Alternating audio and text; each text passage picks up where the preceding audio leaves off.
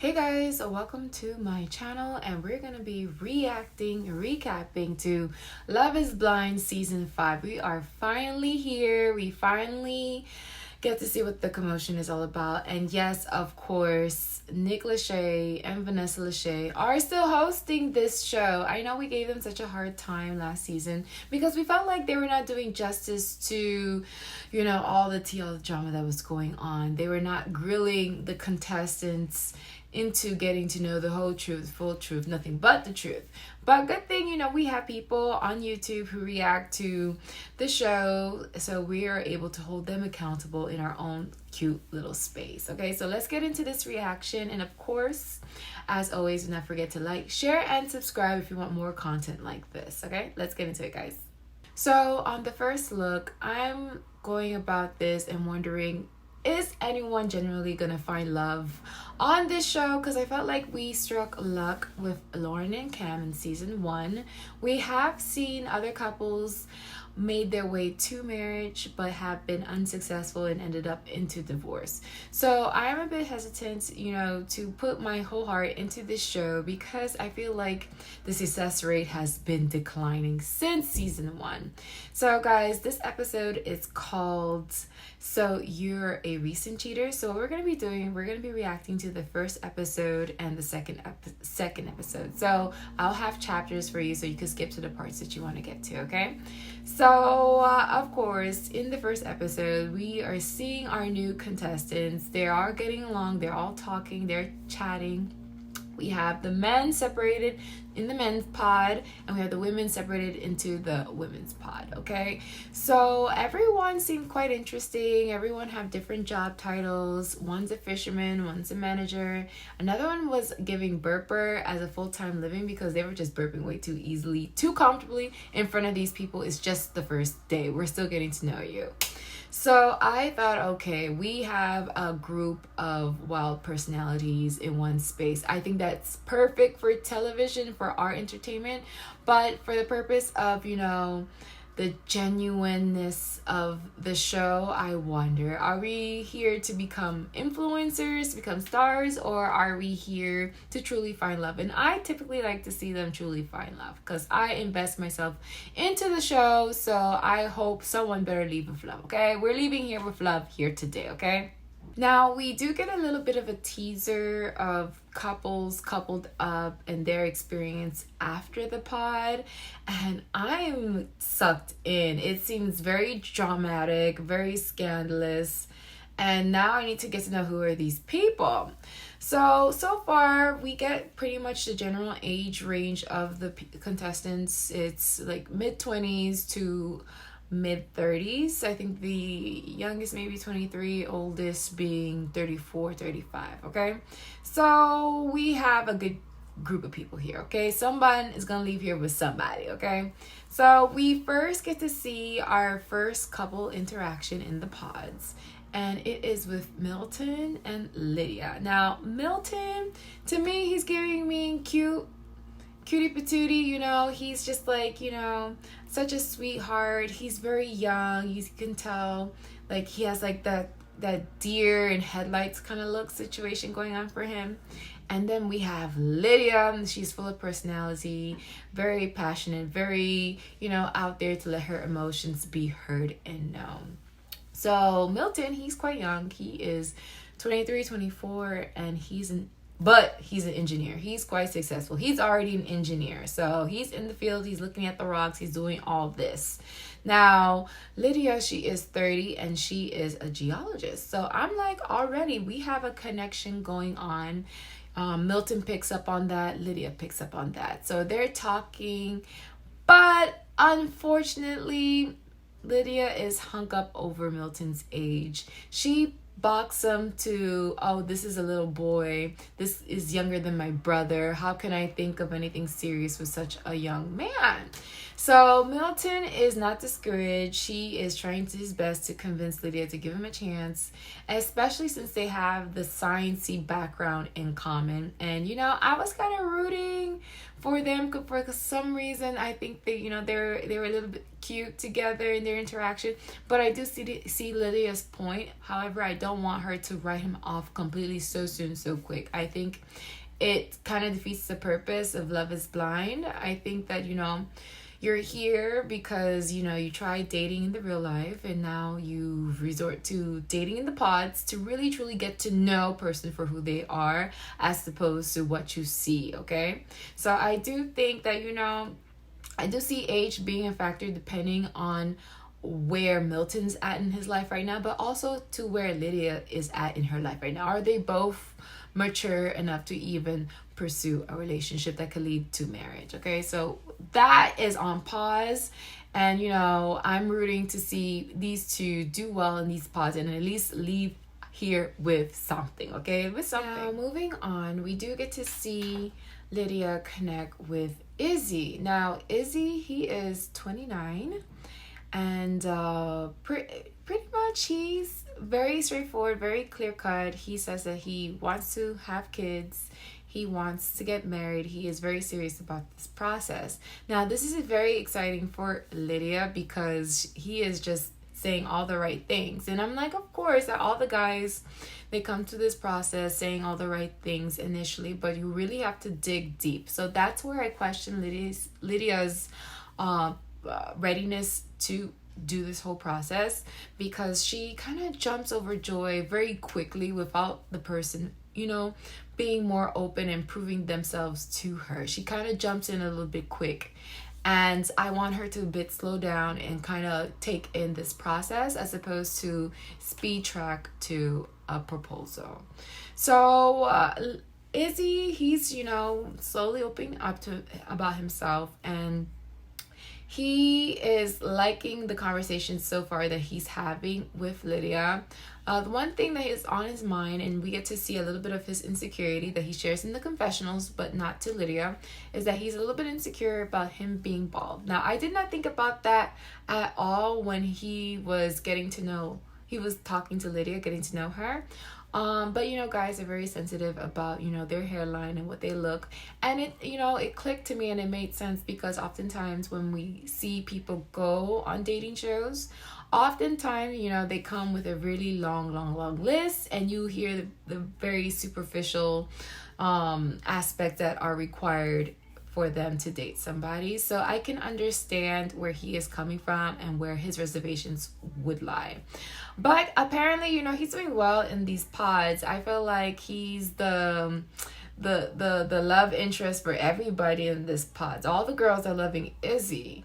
And of course, that's gonna feel really good for Izzy, but of course we know that he has this insecurity. And the most iconic moment in Love is Blind is when you get that first reveal of seeing that person for the first time that you propose to. And the banger is when you actually meet everybody in the honeymoon session, okay? In the pretty much sip and see session. So, of course, everyone is thinking, is love truly blind? And we get to really find that out. Now, moving on, we get to see Izzy's connection with Johnny.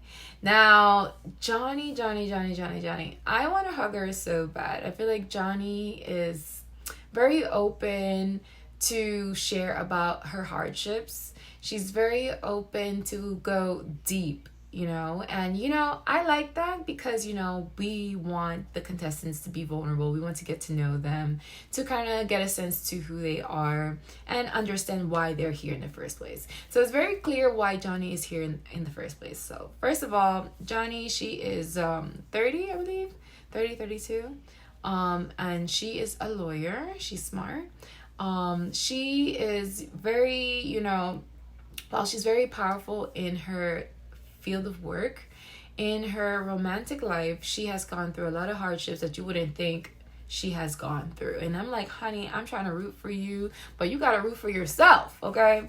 So Johnny is opening up to Izzy, and Izzy is loving how open she is and how comforting that she is. So we're seeing, Izzy mix with Johnny and enjoy Johnny, but Izzy's also feeling Stacy. Now with Stacy, you get a very different dynamic. Stacy For him, she has that voice that is so, seducing. So he is being appealed to her voice and what she sounds like and how fun she is. But of course, I want to parallel that to Johnny and say that, Johnny gets, kind of pulls off the softer side of Izzy. They talk about really much serious things and get into deep. So what we learn about Izzy in his time in the pods is that he has been engaged before, and so he opens up about this information to Johnny. And with Johnny, we also learned that she has been married, so they have been at a point where they've been in a very serious commitment with someone.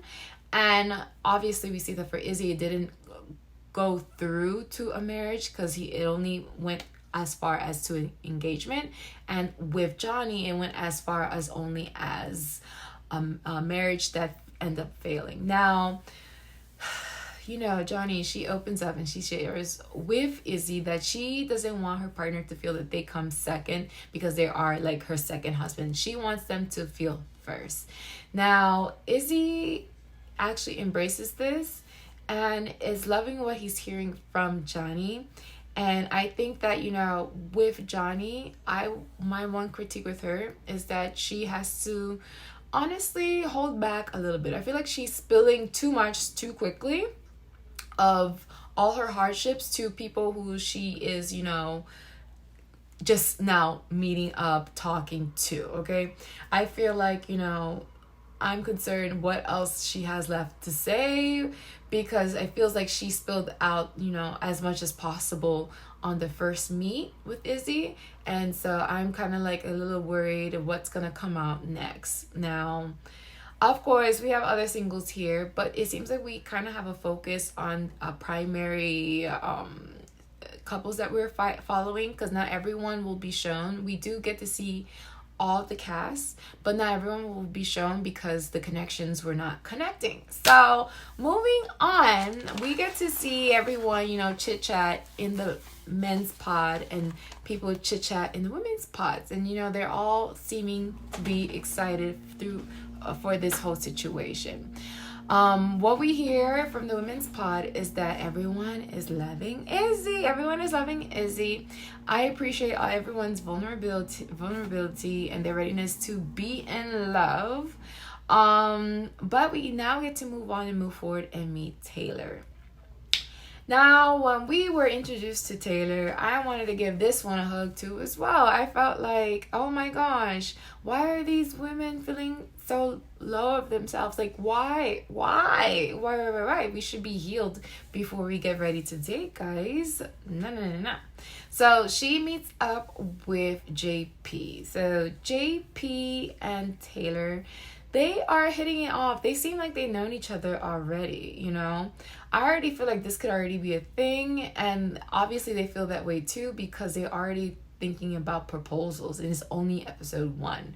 Now, I know that they spend quite some time in the pods. They say that typically dating in the pods take like 6 hours with one person. So with 6 hours, you're talking, getting to know someone, you feel like you know them already. So it's very interesting to see, Taylor and JP have such a great connection. Now, that to me seems like, okay, it's going to be our first proposal. Duh. It's very clear, very obvious, because they are on a fast track. But again, I'm very cautious because, Taylor, she's quite sensitive. She seems like she has some insecurities that she's still working through. So I don't want her to jump in, head first and not thinking where she's going to land, where she's going to, rest her head after. So moving on, I'm happy with the contestants so far until we meet Miriam. Miriam is, oh my God, a mess. She is a mess. But we have Uche, who takes on the task to figuring out Miriam. Now, when Uche is talking to Miriam, Uche is a lawyer, by the way. Miriam is like a scientist, as she says, but Uche is trying to follow pretty much the story of Miriam. And that story seems to go everywhere but somewhere with a proper direction, an end, pretty much. So Uche is really listening to Miriam and letting her express herself and sharing her story, and it goes nowhere. It goes nowhere but to confusion. So Uche is really writing all this down to try to make sense of it, but I was really over it, and I don't think Miriam's here for the right reasons. She said that she has a cosmetic line. She has like something that she wants to share, and I'm like, honey, I think you just here for the moment. I don't think you're here for something serious, but I don't know if I could watch any more of that. Now, when we get to meet Uche meeting Aaliyah, she's an ICU travel nurse. Now, she was very clear and cut to what she do, where she came from, and who she is. I'm like, okay, this is perfect. This is the first step, introducing yourself. You don't get to see the person, you just can talk. All you have to do is talk. So Uche and Aaliyah, they seem to be connecting, and I'm all smiles because it seemed like the connections were connecting.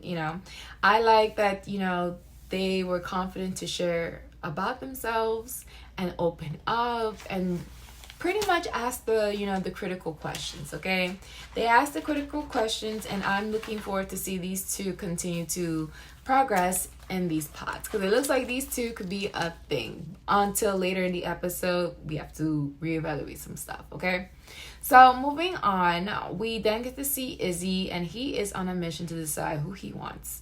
Either he wants Johnny or he wants Stacy. He knows that he gets a different type of woman. Okay, with Stacy, she gives fun. With Johnny, she gives deep, soft, very femme. Okay, so it seems like he's leaning towards Johnny, and I'm like rooting for that because I'm rooting for him and Johnny. But we do get to see Johnny go into the pods with Chris. Now, with Chris, he's a project manager, so you would think, he's super serious, no play, no fun. But, he's actually quite vulnerable with Johnny. And it makes sense to me because Johnny, she feels like a safe space. So they're playing a card game, and the card game asks a question which leads to Chris opening up about how he was raped when he was 17. He discussed, pretty much how guys are not considered to be rape victims.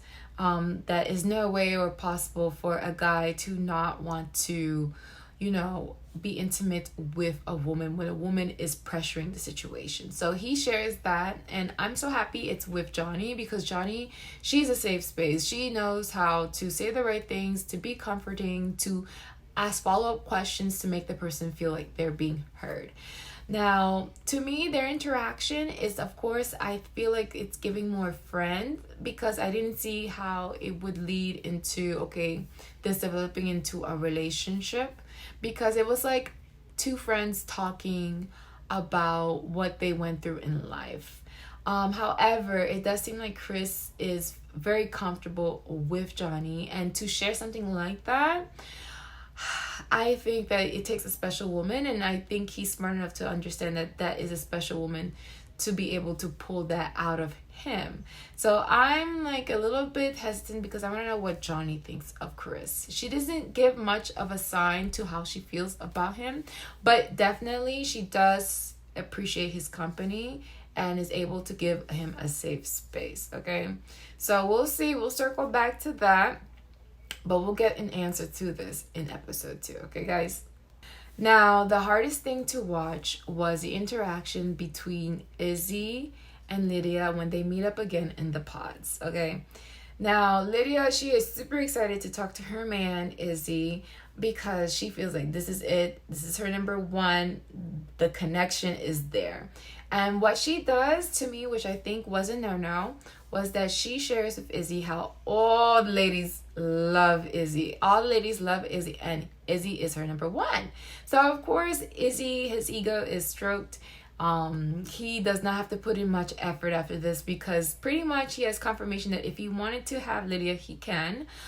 But you see Lydia not picking up on that. I feel like she is, again, moving too quickly moving too forward and not allowing Izzy to do any kind of work or heavy lifting. So I did not like this at all, and I was like a little concerned because I felt like, oh no, this is not good. This is not good at all. Okay, so moving on, we do get to see Uche and Aaliyah talking once again. What we learn is that Aaliyah is a lover of poetry and spoken word. When she says this, the look on Uche's face, it's like he received a sign from the divinity, okay? So Uche shares to Aaliyah that, he's always lived a life super logical, super technical, and he was never really connected to his community or to his much more vulnerable side. And the only way he was able to connect to that was through poetry and spoken word. So of course that lifts up, some hope with Aaliyah.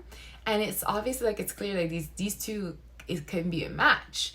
So he has not done poetry as of recent, but because Aaliyah brought this up, it's kind of inspiring him to get back into that. So I like that these two are bringing out the best out of themselves in the situation, and I feel like, okay, this is good. We're moving forward, and these two cannot be over the moon with each other. I'm like, okay, this is gonna be our second couple to get together, but no, we get to see another pod meeting, and I'll get to that in a bit. Okay, so moving on, we see how cute that Taylor and JP are towards each other. They have a new nickname for each other, Sugar Butt and Sugar. Of course, Taylor is Sugar and JP is Sugar Butt, okay? So these two are cute, but I think that, JP is too much red, white, and blue. I hope Taylor can bring out other colors for him, like maybe orange, green, possibly, aside for just wearing red, white, and blue, okay? Now, back to Izzy and Lydia. Now, with Izzy and Lydia, we had the whole situation where Lydia, she, happily, so super excitedly greets Izzy, showing like happiness in her voice, all the passion. And you see Izzy's face and he's like, wow, I really have to break the news to her. So in this whole pod situation, we have Izzy kind of revealing the truth to Lydia. He feels like, Lydia should look for other connections elsewhere because he has a stronger connections with other women in the pod, okay? So Lydia immediately goes through her mind and she thinks, what is missing? She asks Izzy, what is missing? And I think that's a hard question to ask, and it's a bit unfair. And I don't think, I don't think it was fair to ask this question. It doesn't have to be what is missing. Nothing should be missing to make you feel like, oh, a person doesn't want you because you're missing something. It's just not a match. And I feel like that's kind of a little bit revealing of level of maturity in terms of dating. Because I'm sure she's mature, she's grown, she's a woman, But I do feel like when it comes to like dating, I think she's a little bit immature and she doesn't know how the do's and don'ts, okay? So I felt terribly sad for Lydia. She left crying and it was very hard to see her go and cry, but she has the support of the ladies at the pod, okay? But moving on, her and Izzy will not be a thing. Now I'm still rooting for Lydia to find a match, because ultimately I would love to see the interaction of all the contestants meeting all together, because that's when you really see things happen, okay? So moving on, we're back to Uche and Aaliyah. Honey. So they have a talk about, okay, what's one thing that's important for you in a relationship, and they say both agree on honesty and loyalty.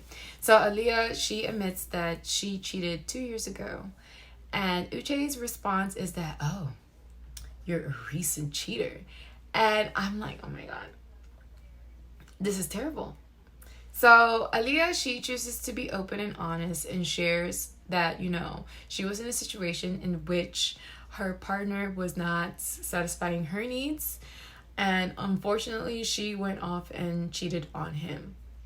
Now Uche, he asks a follow-up question, pretty much dissecting the situation. And I felt like, okay, Aaliyah is on trial, and the dynamic between the two is quite interesting because it seems like Uche is being and acting as a role as a therapist, okay? They're doing real life therapy. And he's asking her, well, did you tell him? Did you communicate with these issues with him? And she shares that, she did communicate with him, but she did not tell him when she cheated on him. So we have a situation where Uche knows a piece of information that even this person outside this whole show is unaware of, and it's on this major platform, and Aaliyah has not, or I don't think she's planning to talk to him about it.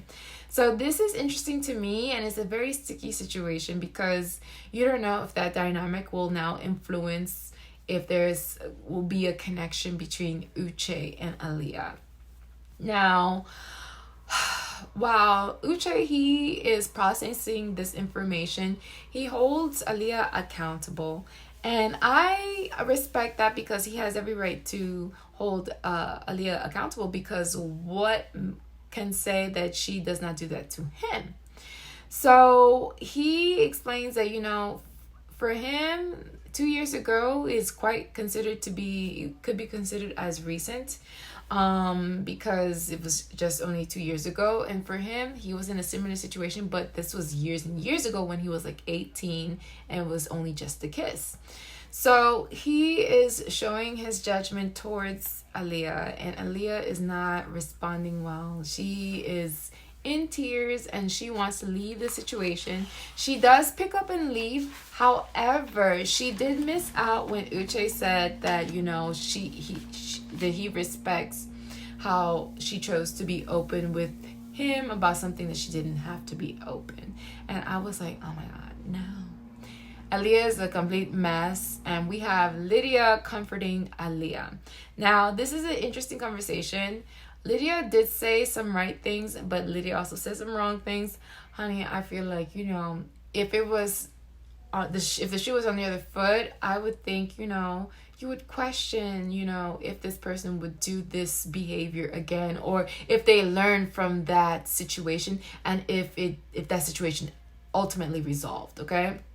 So I think that's to be fair to Uche.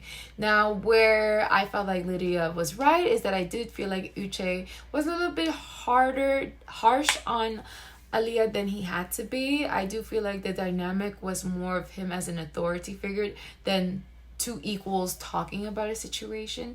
So I can see Lydia's valid points in that.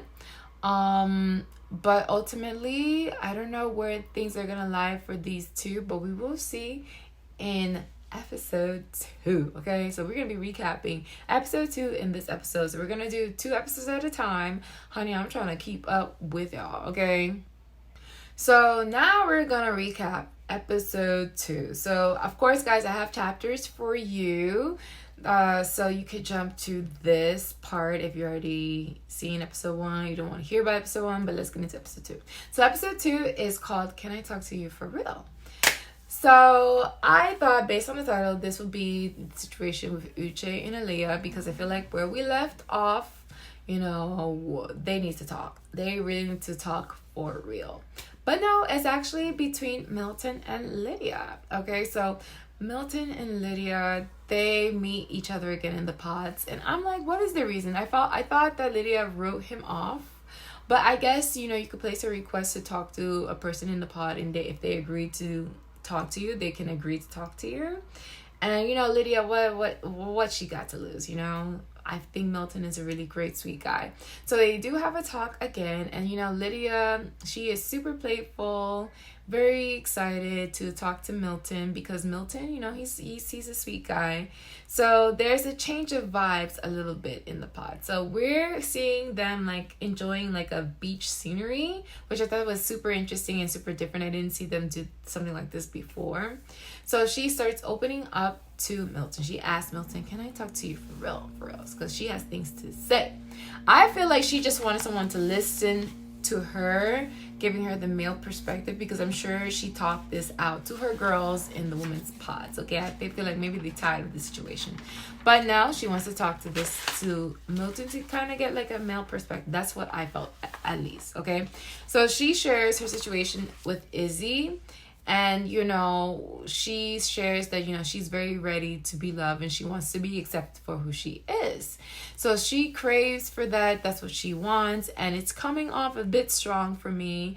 But, Milton, the way he responds to that, he wanted to catch that. He wanted to be the man that comforts and takes care of Lydia. And so Milton's trying to make a case and fight a case for Lydia to, change her mind and want to at least try to work something out with him. Because what she is pulling out of Milton is his vulnerability. He says that he is not a vulnerable person. He's quite a logical person. He had to grow up pretty quickly. He was able to already have his associate's degree right after graduating high school. Okay, so he is sharing with her his journey in life. He's trying to open up and be vulnerable with her, and he's complimenting how amazing she is and what he finds attractive towards her. So of course, Lydia, she loves that, but she says pretty much the door is closed and there's no chance for it to be open that these two date. So I don't know, I feel like maybe she can change her mind, but we will have to see. And I'm really hoping that these two, both good people, find a connection in the pods. So moving on, we get to see JP and Taylor. Now these two, they are already in love. They're already planning their kids. I feel like, we obviously missed a lot because we don't get to see how they came to this conclusion that, they're ready to go off in the sunset with each other. But I feel like, they have to ask more questions to really get to know who the person is. So Taylor asked JP about his childhood, and what we learned is that, JP didn't have an easy upbringing. He was kind, actually. He shares a story, but even paints the person in the best possible light as possible. So he opens up about his mother and how she was an angry person, particularly towards his sisters. And this was quite difficult for him to grow up in that kind of dynamic because all he wanted to do was protect his sisters and he was unable to do so. So she shares that, she appreciates him being vulnerable and that she loves him. Now, I think that's a big step because that's, Taylor, she's admitting at first the L word to JP, and JP, he embraces that, and he says, I love you back. So this is moving fast for me. I don't know how we got here, but obviously these two, they're past the marriage, past the wedding. They're ready to have kids. Maybe their kids are ready to have kids already. They're grandparents, okay? Moving on, what I was really anticipating the most from episode 2 was the follow-up of Uche and Aaliyah. Okay, now this situation was very tricky to navigate and for me to watch because Aaliyah, she shares with Uche that she feels that, Uche judged her and that she felt a sense that she was not worthy or that Uche is now looking down on her. Now, Uche clarifies and shares that, everyone has a past. And he shares actually his past, and he says that in the past he had a hard time trusting people, and he was a little bit triggered about what he just learned about Aaliyah. So it had nothing to do about Aaliyah per se, but about his past. So we actually kind of see a turnaround because he is expressing how proud he is of Aaliyah to share such a critical moment in her life. She could have not said that at all, and it seems like he's just falling in love with Aaliyah again. Now, he understands that, there's going to be hardships in a relationship, and it's all about how they work things out. So I was like, okay, maybe we like Uche, because this seemed like a very quick turnaround. I thought it was going to, not going to progress after that situation, but we'll see. But I'm hoping that, this is truly done with and is not brought up again. I would hate to see that. Oh my God, that would suck. Now, moving on, we get to see the connection between Izzy and Stacy. Now, Stacy, she knows that Izzy is also feeling Johnny and that Johnny is also feeling Izzy. But Stacy feels like she has this in the bag. She's the fun girl. They play games.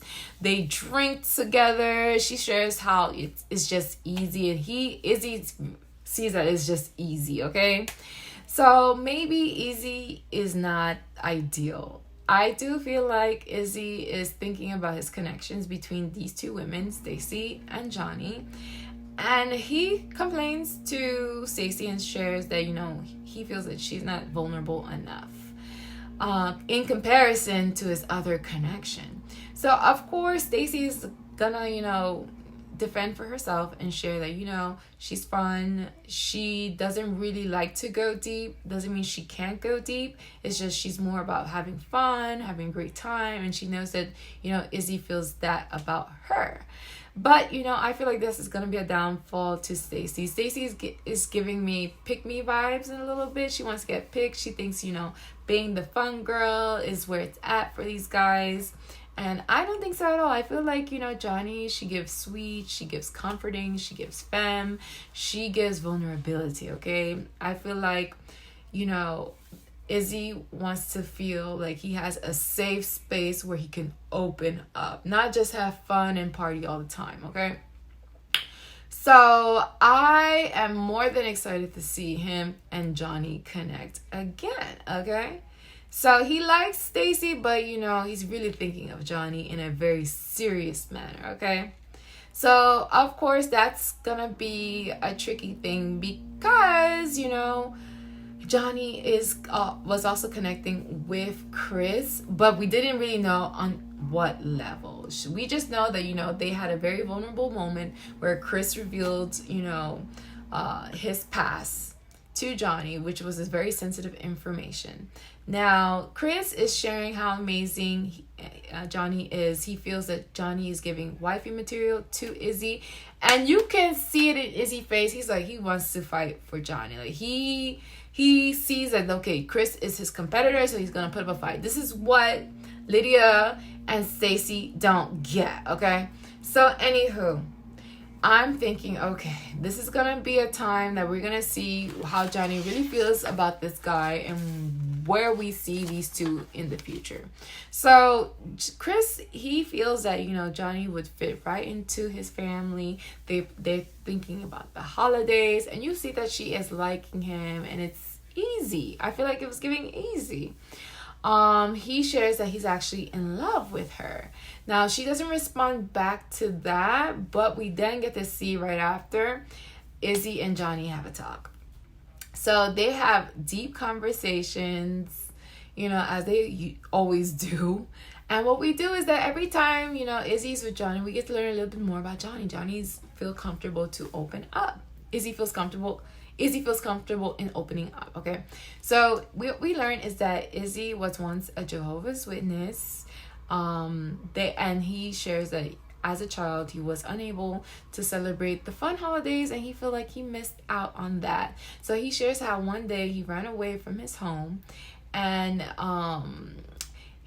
because the reason why is he went over to a friend's house to celebrate Easter, and his dad was quite upset about that. So Izzy ended up running away from home, going to his cousins, and his cousins is like, ugh, why is he doing all that? He's not even your real dad. And that was the information that Izzy did not know.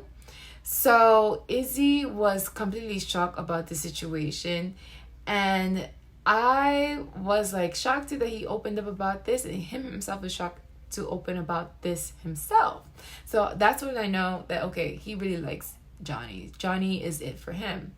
So in this whole talk about his past, Izzy asks Johnny, where does he stand? Where does this stand?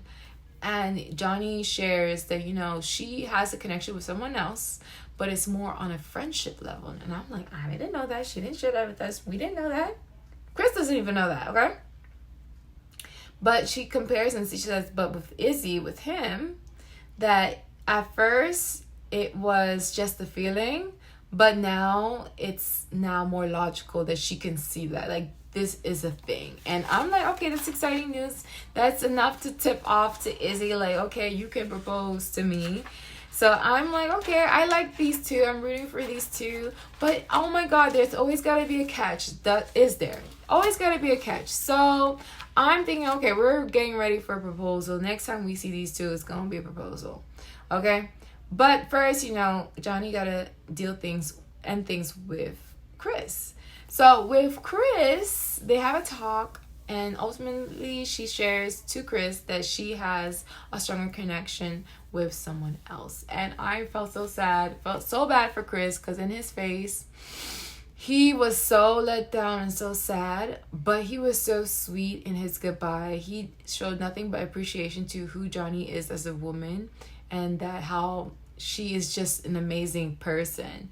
So that made that even hard. And, I can see Johnny was a little bit let down and sad within herself to break such a news to Chris, okay? So now we're back to Izzy and Johnny. And honey, I'm thinking, okay, we're going to get a whole proposal. We're ready. Let's go. So she shares about her past and how she has a whole bunch of red flags that if Izzy were to know, he would be a little bit more cautious, okay? I don't know why she's saying all this, honey. I don't know why. This is not the best advertisement. So, Izzy, he is saying, he's thinking about the meetup, if these two can really feel like love is truly blind. And Johnny's confirming that, oh no, it's all about the connection. She has no issues with, or she's not even thinking about attraction physically. And so is Izzy, which I know it's a lie, because Izzy is very self-conscious. He's a little bit insecure to how people will receive him knowing that he's bald. But anywho, that was not even the focus. That was not even the highlight of this meetup. In this meetup, we learned from Johnny that, the ex-husband was not even a person that she loved, okay? He was just, she says, a rebound. That was a red flag for me, one. Second is that the person that she did love, he didn't even treat her well, and that she was so in love with him, and she felt a sense of guilt when he died of an overdose. That's red flag over two, okay? Now, to me, as she was saying this, I'm like, okay, this is stuff that's quite heavy, quite serious, and a bit to process. However, Izzy is sitting on the other side of the room, and he is quiet, and he's kind of shutting down.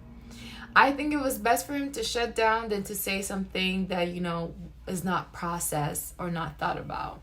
So, of course, Johnny, she's a little frustrated with this because she feels like Izzy is giving up on her.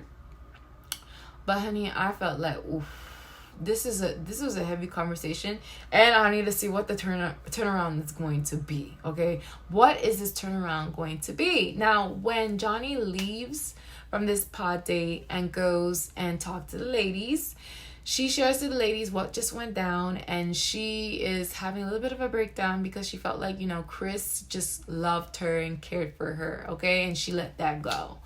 Now, I don't want her to second guess her decision, because we need her to be confident. We need her to be sure, because she said when she married her ex, she knew she didn't love this man, but he was just a rebound. So we need you to be serious in your decision making. Okay, you need to be able to decide, honey. But we end on a good note on episode 2, because we do get to see Taylor and JP have their proposal. And I thought it was so cute that JP included Sugar and Sugar Butt into the proposal. And we get to see Taylor kind of rehearse with her girlfriends in the pod, how she's going to walk up to JP. And we get to that moment where I thought we are going to see it, but no, we just get to see, they see each other, but we don't get to see the reaction. So the reaction is coming in episode 3. So guys, if you like this recap, if you like this reaction, do not forget to like, share, and subscribe. And I'm going to catch up. I'm going to catch up. I know that more episodes are coming up tomorrow, but I'm trying to do my best to catch up, because 4 episodes is a lot. So I will be recapping episode 3 and 4 together, and then we will move on as normal schedule. So guys, if you want to see more, do not forget to like, share, and subscribe. And as always, share as much kindness as possible. Peace. Love you guys.